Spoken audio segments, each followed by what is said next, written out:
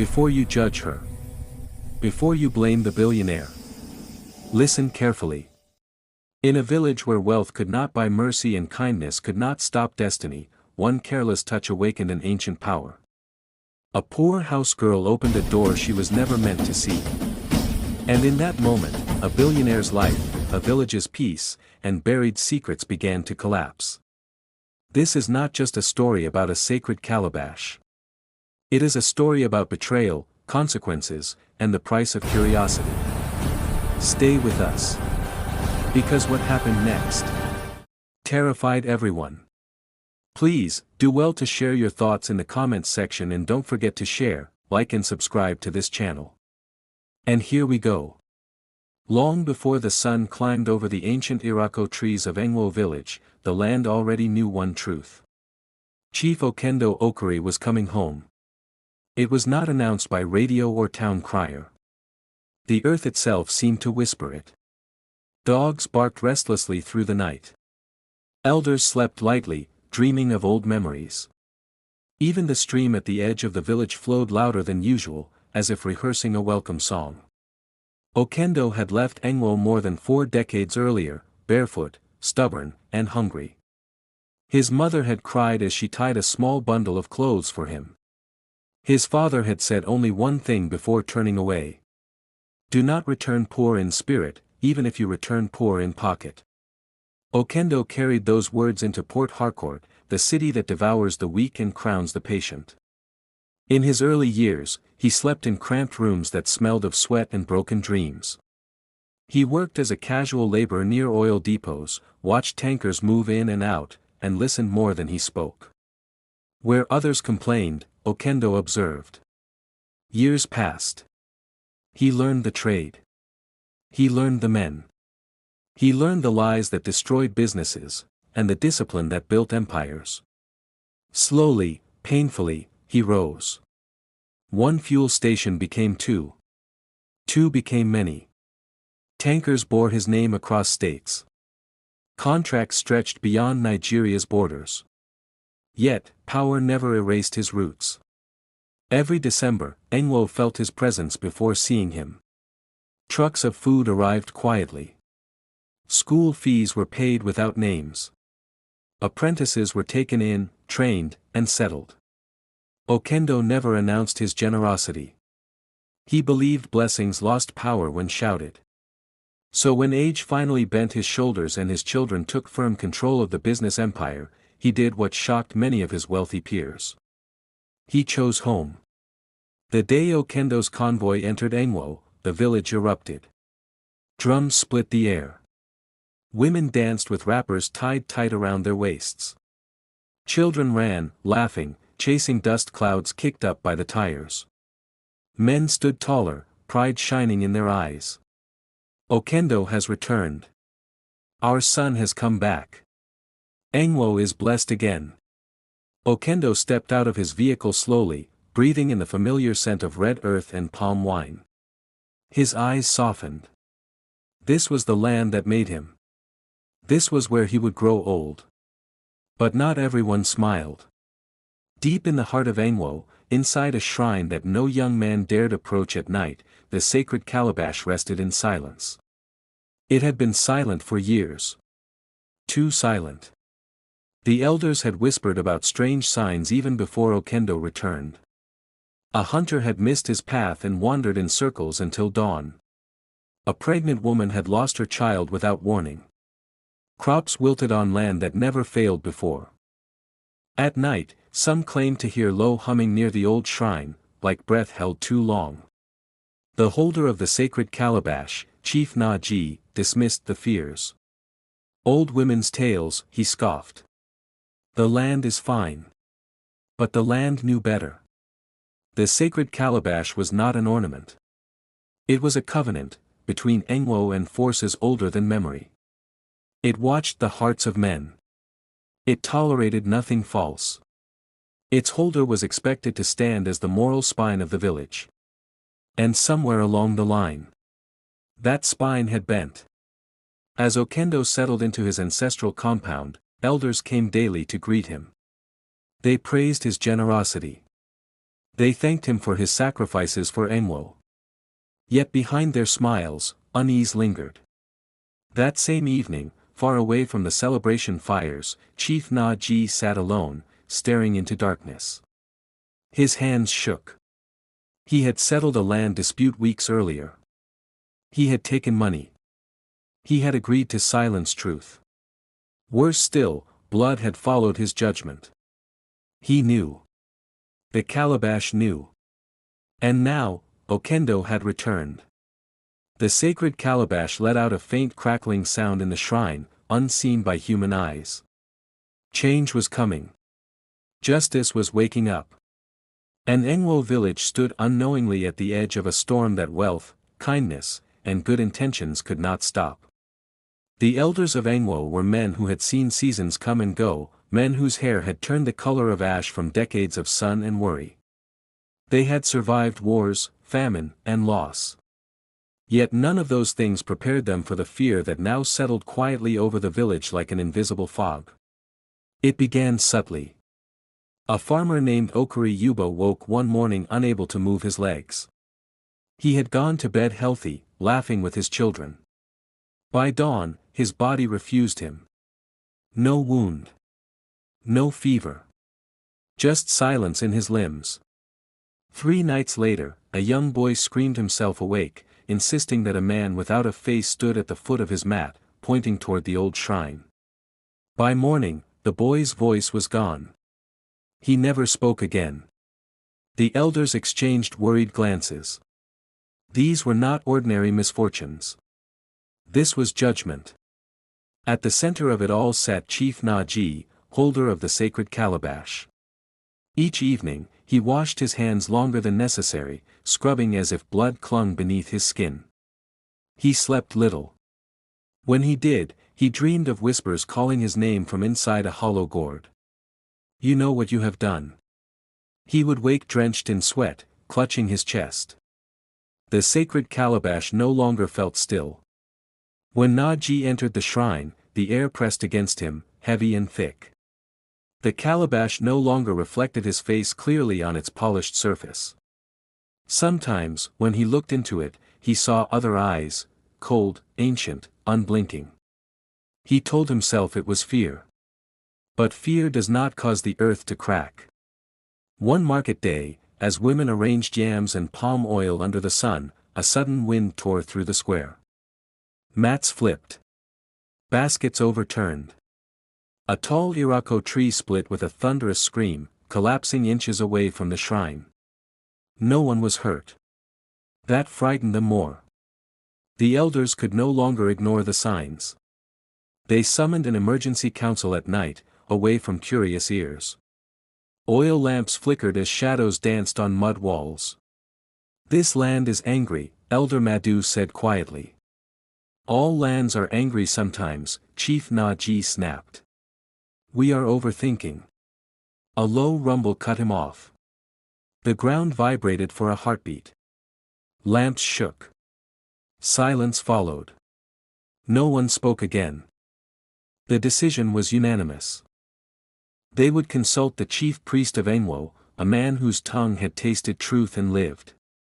He lived at the edge of the forest, where birds avoided and drums sounded by themselves at dusk. At dawn, the elders walked barefoot to his compound. The priest did not greet them. He simply turned and entered his shrine. Inside, cowries rattled. Powdered chalk burned in a small clay bowl. The priest began the consultation. Moments passed. Then his body stiffened. His eyes rolled white. He screamed. Sacrilege! The priest thundered, voice not entirely his own.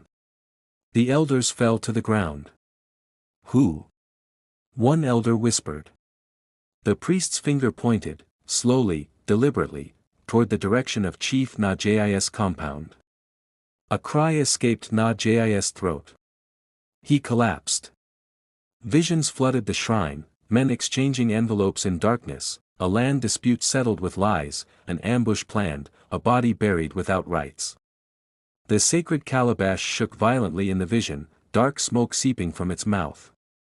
The holder must be removed, the priest said hoarsely. The land must be cleansed. A new heart must carry the burden. But who?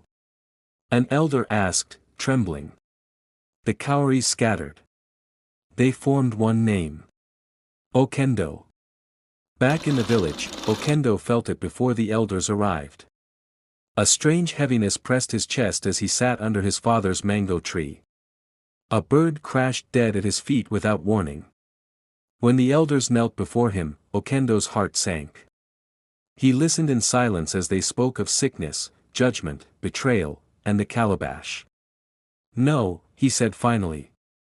I did not return to carry spirits. The elders bowed lower. Engwo will perish without a clean hand, one elder said. That night, Okendo did not sleep. In his dreams, a dark vessel rested before him. It did not speak. It did not move. It only waited. By morning, he knew the truth. Some responsibilities do not ask permission. They choose you. The morning Engwo prepared to hand over the sacred calabash was not like other mornings. No rooster crowed. No child laughed. Even the palm trees stood still, their leaves frozen as though listening. At dawn, a pale mist settled over the village, clinging to rooftops and footpaths. Elders moved silently, dressed in white wrappers marked with chalk symbols. Women were ordered indoors. Children were warned never to look toward the shrine. This was not a celebration. This was a burden transfer. Okendo bathed in cold water mixed with bitter leaves. As the water touched his skin, he shivered, not from cold, but from the strange feeling that something was measuring him. Judging him. You can still turn back, his eldest son whispered. Okendo shook his head. There are journeys a man does not choose, he replied quietly. The path to the shrine felt longer than it ever had. Each step echoed. Drums beat slowly, once. Twice. Like a heartbeat that could stop at any moment. Inside the shrine, the air was thick with incense and age. The sacred calabash sat at the center, darker than the surrounding shadows. It looked ordinary to an untrained eye, but Okendo felt its presence like a weight pressing against his chest. The chief priest stepped forward. Kneel. Okendo knelt. Cowries were poured. Incantations spoken. Names of ancestors called, some so old their stories were half forgotten. Then the rules were read. Slowly. Deliberately. Each rule struck Okendo like a hammer. You must never take bribe. You must never judge falsely. You must never allow blood to stain your hands. You must stand with truth, even when it stands alone. Then the priest paused. His voice dropped. On no account, none, must any woman, old or young, wife or child, ever see or touch this calabash. The air shifted. If that happens, the priest continued, eyes locked on Okendo. Madness will follow. Or death. Or both. Unless the gods accept cleansing. Okendo swallowed hard. I understand. The calabash was placed into his hands. It was heavier than it looked. Not in weight, but in meaning. That night, Okendo ordered a hidden chamber constructed inside his compound. No maid entered it. No wife approached it. He locked the door himself every time. Still. The calabash did not sleep. Some nights, Okendo woke to the sound of liquid moving inside it, though it was sealed and empty. He began to change. He spoke less. Judged disputes with painful honesty. Refused gifts. Turned away powerful men. And enemies noticed. Far away, in exile, Chief Na-ji listened as whispers reached him. Okendo now holds it. Bitterness fermented. Revenge grew teeth. Meanwhile, within Okendo's compound, life went on, unaware. Yoloma, the young maiden, arrived weeks later. Poor. Obedient. Curious. Too curious. She noticed the door no one cleaned. And the calabash. Waited. The morning it happened began like any other. Birds chirped. The sun rose gently over Engwo. Women swept their compounds, unaware that the land had already marked the day for bloodless judgment. In Chief Okendo's compound, Yoloma woke early. She was diligent, too diligent. Cleaning had become her shield against hunger and dismissal. She scrubbed walls, polished doors, wiped corners no one noticed. That was when she remembered the one room no broom had ever entered. The locked door. It had always troubled her. That morning, it stood slightly open. Yoloma hesitated. Her heart beat faster. Just a look, she thought. Just to clean. Nothing more. She pushed the door open. The air inside was cold.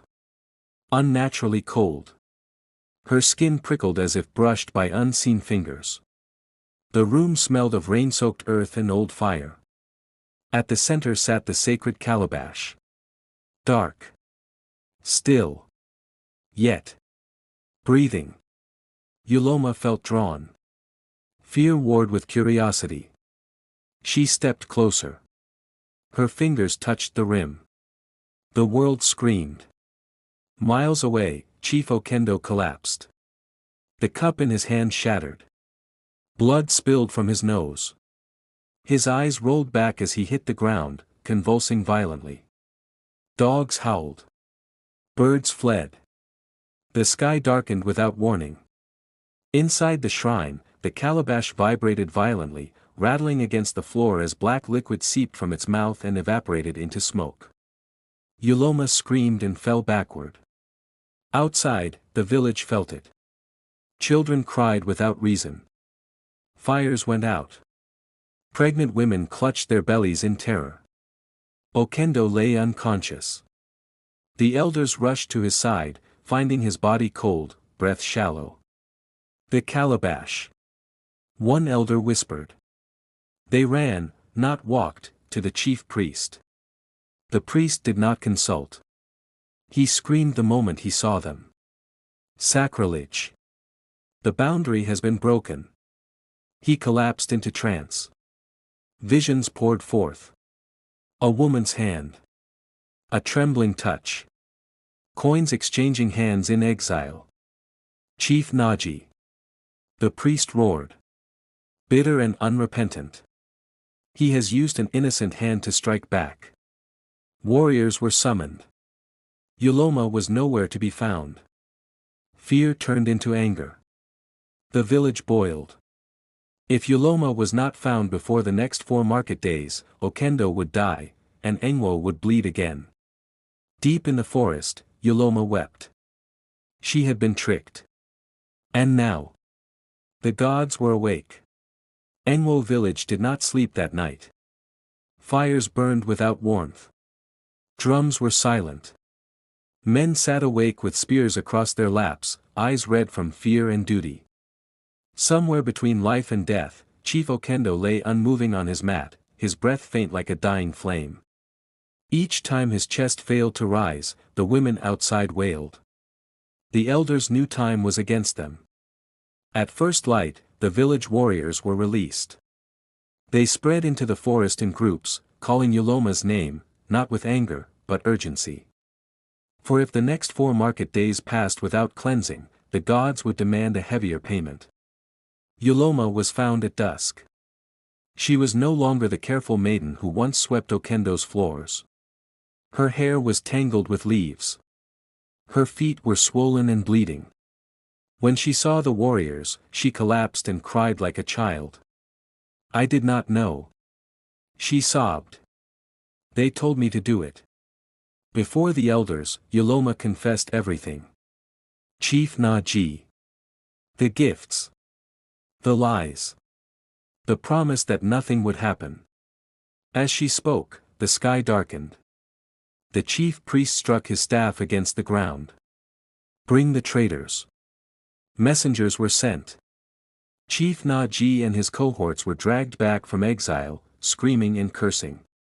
Before the shrine, judgment was swift. You betrayed Engwo, the priest declared. You used innocence to fight truth. Chief Na-ji laughed, then screamed as madness took him mid-sentence. He and his allies were banished forever. Cleansing followed. Animals were sacrificed. Incantations rose. The earth drank. The calabash fell silent. Okendo woke. Engwo breathed again. Yuloma was banished, not killed. Because punishment must match knowledge. Years later, Engwo prospered again. But the elders never forgot. They taught their children. Sacred laws are not decorations. Power without truth is poison. And some mistakes echo longer than screams. Okendo carried the calabash until his death, never again allowing comfort to replace caution. And Yuloma? No one knows where she went. But travelers sometimes speak of a woman who warns villages. Do not touch what you do not understand. Because when the gods speak, they do not repeat themselves. Power does not always wear a crown. Sometimes, it hides inside traditions we no longer respect. Yuloma did not understand the weight of what she touched. Chief Na-ji forgot that power borrowed from the gods must be returned with honesty. And Okendo learned that even a good heart must obey sacred laws. This story teaches us a hard truth. Not every door should be opened. Not every instruction should be questioned. And not every mistake can be undone. In life, betrayal may bring temporary gain. But consequences always arrive, silently, patiently, and without mercy. Because the gods may be slow to speak. But when they do, they never whisper. Thank you so much for watching this incredible story. Please, kindly encourage us by subscribing to this channel, comment, like and share to your family and friends.